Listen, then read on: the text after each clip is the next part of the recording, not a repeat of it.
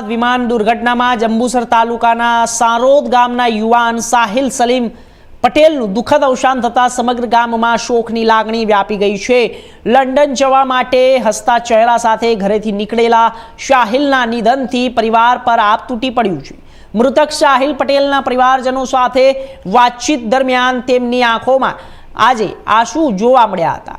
પરિવારજનોનું કહેવું છે કે સાહિલના અચાનક અવસાનના દુઃખમાંથી તેઓ હજુ બહાર આવી શક્યા નથી। ગામમાં પણ શોકનો માહોલ જોવા મળી રહ્યો છે। સાહિલના પિતા અને ભાજપના આગેવાન સલીમ પટેલે પુત્ર ગુમાવ્યુંનું અસહ્ય દુઃખ વ્યક્ત કર્યું છે।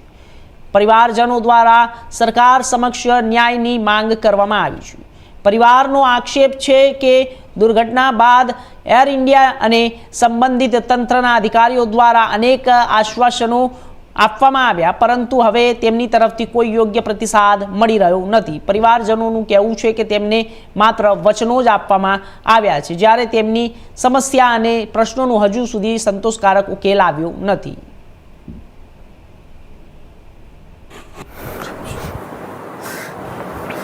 મારું નામ શાહિસ્તા છે અને મારો ભાઈ સાહિલ સલીમ પટેલ 25 વર્ષનો હતો, જે એર ઇન્ડિયાના પ્લેન ક્રેશમાં ગુજરી ગયેલ છે।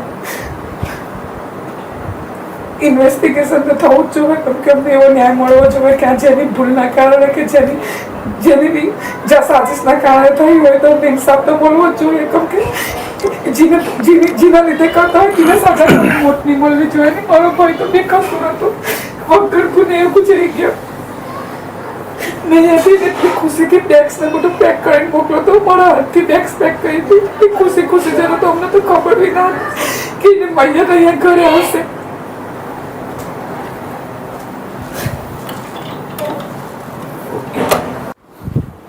સલીમ પટેલ, ભરૂચ જિલ્લા ભાજપ ઉપપ્રમુખ દિવસો હાલમાં પણ ચાલુ છે।